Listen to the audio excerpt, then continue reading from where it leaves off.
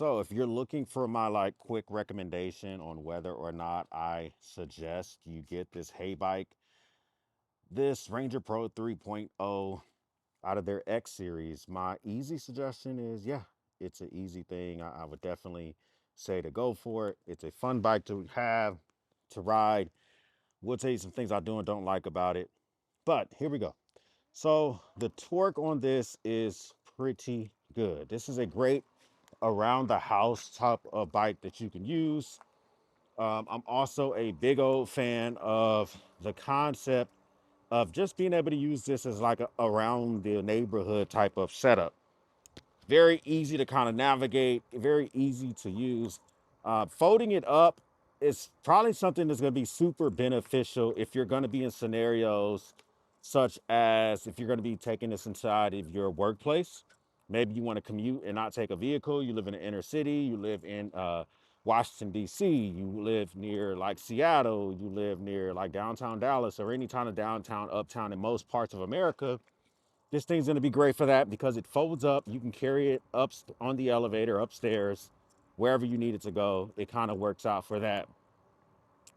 And not only are you going to be able to take this inside with no issues whatsoever, is these batteries are UL certified. You have a tag on the bike itself. You also have the certification that you can see on their website. They sell Heybike e-bikes inside of a lot of different brick and mortar stores. So Heybike is very proud of their certifications that they get for their bikes. And this is one of those. I'm gonna put the specs on the screen of what this thing can do. But ultimately, this is just a fun little ride, okay? So I am 6'2", 230 pounds. I would recommend that anybody that's like 5 foot to about 6'4" can easily ride this, mostly because of the fact that you have that ability to raise and lower the seat and raise and lower the actual handlebars. Now, let's talk about the handlebars themselves. These grips here are pretty, I mean, they're pretty middle of the road. They're not anything like super duper special when it comes to these. I think that if you wanted to, you can probably change this out with a nice full grip, change this out with a half grip, and you would be ready to rock and roll with something a little bit better. I like this half twist throttle. Although I'm not the biggest fan of the grips, I am comfortable riding this bike with no gloves. It's not the type of bike where it's just like, oh my gosh, I hate the grips so much. They're so slippery or they're so sticky or whatever. I want gloves on at all times. No, it's not that type of bike, but it is something to think about. It does have the shifter on here. I keep mine in gear 8. Let's just take it through a little bit of, so you can see what it goes from. I'm at 6 miles an hour now. Let's take it up to sport. So you can see, I mean, it's okay for going through some type of like light grass, that type of stuff. You're not necessarily going to be knocking anyone's socks off. It is nice to have that full suspension. Let me just readjust my camera. On this bike so that you don't really feel the immediate need to like jump up and down. But let me just show you like the little stuttering going. All right, so right here, this is me telling the bike to go. And there's a little bit of a hesitation, just a little bit of a hesitation whenever I crank down on that.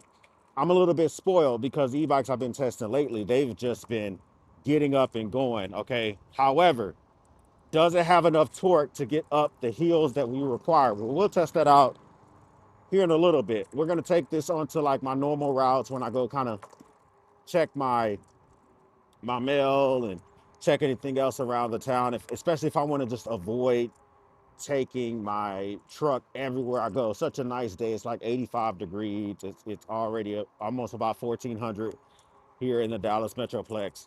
So it just makes sense to just kind of get out here and enjoy the weather versus always being cooped up in the vehicle.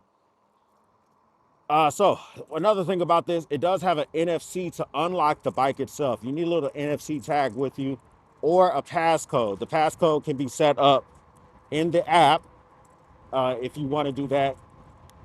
So you may be wondering, do you need the app to fully use this bike? The answer is no. If you don't want to download an app, if you don't want to bind this to an app, you don't have to, okay? You could just, they're going to include 2 NFC tags in the box with you. Maybe you can link one of those NFC tags to your phone. And so that way you can use the NFC features inside of the iPhone and inside of a whole lot of Android phones. And you might not even be able to take, you might not have to take those NFC tags with you. I'm not a super expert on that. I do know that most phones have the NFC capabilities because you can use the smart pay capabilities in your wallets. So I am hoping there's an ability to add the NFC to your wallet, like it's a credit card or something like that. So you don't always have to have that tag with you because it's not the biggest little thing in the world, but I mean, it is something that you could lose. I mean, it's not the biggest, it's pretty small. You could lose this thing if you don't want to connect it to your keys, which I don't want to, or whatever. Let's see if we can get up to the top speed very quickly on this. I'm in sport mode. So I should be able to get up to about over 30 miles an hour, 6'2", 230 pounds. Let's just see exactly what this thing can do. I'm loving the fact that you don't really need to pedal with this bike. We're gonna do this entire ride without pedaling because I tend to ride these e-bikes without pedaling. So I just wanna show you what they can do. We are 26. I left the charger at 100%. I don't know if we're gonna have enough road to fully do this. 28, no, we're not. As you can see, getting up to the top speed, it gives you that power in a stutter step way, okay? I don't think we're gonna have enough here. So I just started at 12 miles an hour when I made this turn. Let's just see, can I get it up to over the 30-mile-an-hour mark? Here we go, 27, 28. Let's see, 29, 30. Bump in the road, another bump, and we had to slow down a little bit. Pretty good brakes. The brakes on some of these bikes are a little bit, they're just not as sticky as these. These are some pretty good brakes. Of course, you do have the good calibers. You got the hydraulic disc brakes on these. I think it's rocking 183 millimeter rotors. Can it do over 30 miles an hour? Yes. Did I get it up to that? Not yet. I'm going to try to get it up to that for you guys here in a second. But it can do 32. This is a very controlled power on this bike. And it also has a really good torque sensor. So if you do want to pedal, the bike will give you what you need if you're pedaling. Okay, so if you just want to kind of cruise at like 17, 18 miles an hour and you're kind of cruising along, the bike will do that. Very easy to use. It has a good brake light. It has turn signals, which I tend not to use on these bikes most of the time. I totally forget that they're even on most of these bikes. But if you need it, they do have those options for you.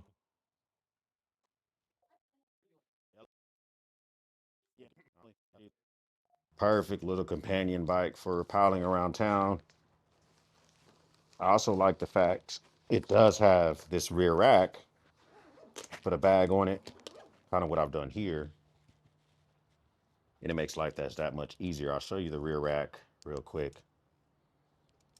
So on the bike, I do keep this rack so that if I want to, I can kind of just throw packages in here. This one's a little bit too big, so I'm gonna put it in my backpack that I'm wearing, but it's good to go for stuff like that. This is not a two-person bike though. You could get some, I'm pretty sure you can maybe buy pegs from Heybike or some aftermarket pegs and put them on this bike if you really wanted to. But what that would really mean is that you're really telling the person that's with you is that they're gonna be standing up. Okay, so if that's something you wanna do, then that easily can be done, but just kind of give you a heads up. It's not a two-person bike as in like moped style with enough room for two people to sit on the seat. You're not going to be doing that in this bike. You are going to be enjoying these 20x4 fat tire bikes with the poking through inner tube that's like this creamy red color. I think it's a dope design. It does have that red inner tube. So that does mean that if and when you do have to get a new inner tube, so it's just been patched to hell, you got to get a new one, you're probably going to be stuck buying it from Heybike or trying to find another red inner tube that's going to match that, unless that is just like the lining of the inner tube. And maybe the inner tube is black, but they have like a red lining in there. I don't know. I'm not going to take it out to check it out, but it is just something to be aware of. This thing comes in multiple colors. I did get it in like this bluish looking color, which looks fantastic in the sun. I think this has to be the best as it stands right now. Probably the best when it comes to just all around power, speed, fun, folding e-bike on the market. And that's why when I say my bottom line up front is that this is an easy go. This really is an easy go. If you're looking for a folding e-bike Now, why would the heck would you want a folding e-bike? Well, number one is if you're in a scenario where you're gonna be trying to bug out from an apartment or from you don't have a lot of room to keep a bike, you don't have a garage or whatever. Maybe you want to get yourself an e-bike for those purposes of just being able to have something small, unfold, you're ready to go, you're ready to rock and roll. If you don't want somebody to know that you have a bike, a folding bike might be something you want to do. If you also you want to keep this in the back of your SUV, in the trunk of a larger trunk car or your truck. So this car I'm passing right here on the right, this little Chevy, probably not gonna have a big enough truck for this e-bike. I don't know, maybe so. But any of these other SUVs, this the Santa Fe or that Jeep or even this Toyota up here on the right, all could handle this e-bike folded up and thrown in the trunk with no issues whatsoever. So maybe that's what you want it for.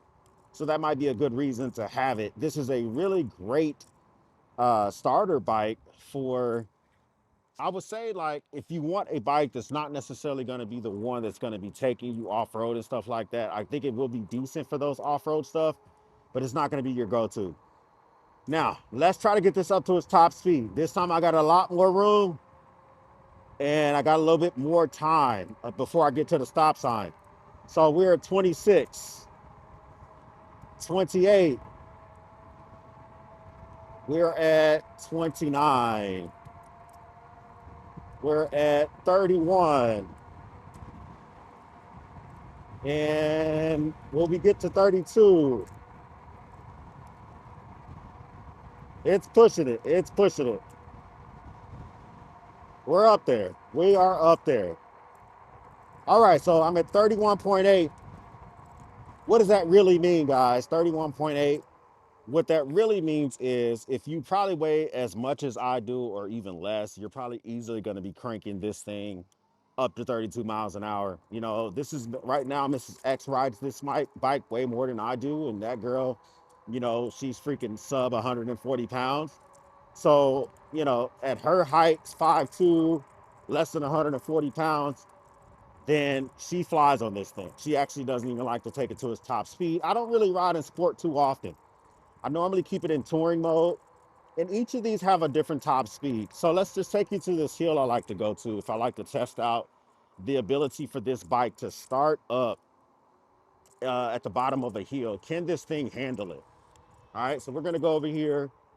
See, can we get this thing to go up over here? One of my favorite trails, a lot of times I have the same hill that I go up to. It's a very quiet bike. Let me give you about 15 seconds, no talking, see what the bike sounds like.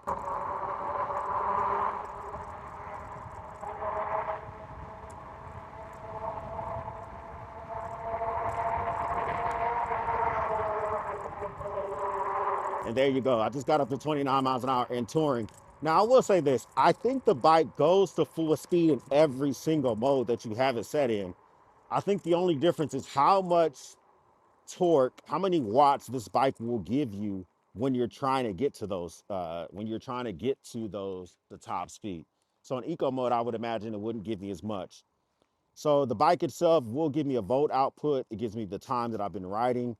It gives me the average speed for this ride, the max speed for this for the bike altogether ever, the odometer, which is 8.4 miles right now, and then the trip odometer, which you can manually reset this trip. I like that. I like the fact that it will keep the trip that I have in here. So that way, if I'm going in and out of stores, I'm locking this bike up, then I can reset the trip when I want to. And to reset the trip, it does have instructions in the manual to do that. So this is a 48 volt bike, nominally charged. It charges up to about 53 volts. And that's why I'm reading about 53 volts right now. So I do have this test that I do for all of these e-bikes. And I always come to this point where I stop right next to this stone. And then I just see, can the bike itself from a complete stop take me up the hill, and then I'll give it a rolling go. So here I go. All right, so we start off at 0, no pedaling whatsoever.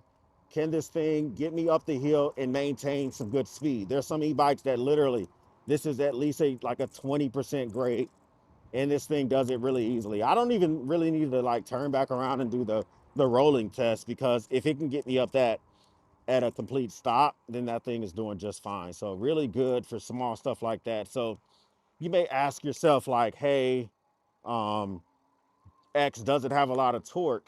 I think it does have a lot of torque. I just think it doesn't feed you that torque in those watts as soon as you push the throttle, as soon as you twist the throttle, which is fine by me. I don't always need the maximum amount of wattage whenever I'm on these e-bikes. The way they have this thing kind of scripted out, it really does feel like they have this thing set up so that you can just get the most longevity out of the bike itself, and you're going to be very comfortable with rolling with this bad boy. So that's going to be something that you definitely want to check and see if that works for you. All right, as we wrap this one up, I'll give you guys my final thoughts on this Heybike, but this is the third Heybike I've ever reviewed. And I mean, I've already told you my bluff. My bluff is going to be super similar to my wrap up, which is, yeah, this thing's a banger. All right, so this Ranger Pro 3.0, hashtag bars. What do I think about this thing? This thing is pretty fun.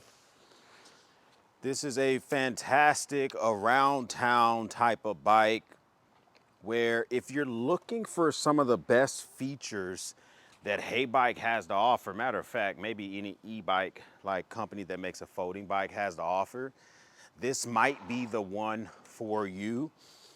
I mean, it's very easy to maneuver.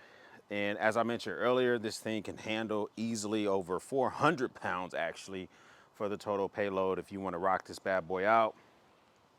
So it has some fantastic Kindle 20x4 tires, which are kind of like middle of the road for good road tires and for good like all-terrain type of tires. You also get this rack in the back, which I've already bought aftermarket accessories that I can throw back here so that I can carry different stuff. If I go to the store, get like some meat for dinner or some vegetables or whatever, it works for that. It folds really easily as well. So if you find yourself wanting to put this thing away, like it's easy to just kind of pull this here, and then there's another lever here, and just like that, this thing will actually fold down. So, and it will fold down in half if you wanted to.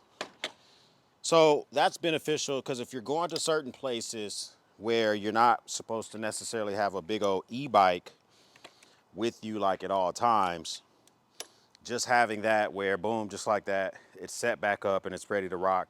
It's really good. It has folding pedals on here as well. Makes it even more compact for when it's time to fold this bad boy up. Who is this e-bike for? So you may look at Heybike's website, you're gonna see the Ranger S series. You're also gonna see this Pro 3.0 series, and you're wondering like, well, what the heck, which one should I get? It's gonna be really up to you, but I can tell you that if I had to choose between all three, my choice would be the Ranger Pro 3.0. Because the S may give you more watt for that motor, may give you a higher watt output. This one gives you a full color LCD screen. This one also has a torque sensor, kind of like the S, the higher end S model, but you don't have to, compromise with that. You get a good torque sensor in here versus a cadence sensor. You're gonna get more range off of this because of how it distributes the usage of that torque sensor, along with when you pedal with this, you get an 8-speed shifter on here instead of a 7-speed if that's something that's important to you, which does make pedaling a little bit easier. You're getting a top speed with pedal assist on this thing, at least 32, if not faster, 32 miles an hour when you fully unlock this. Dope colorways. You're getting the very good looking tires. You're getting the full suspension. You get the full fork suspension up here, and then you have an air shock in the back. So this is very, very capable when it comes to riding it out. You get an NFC tag, which you don't get on the other bike.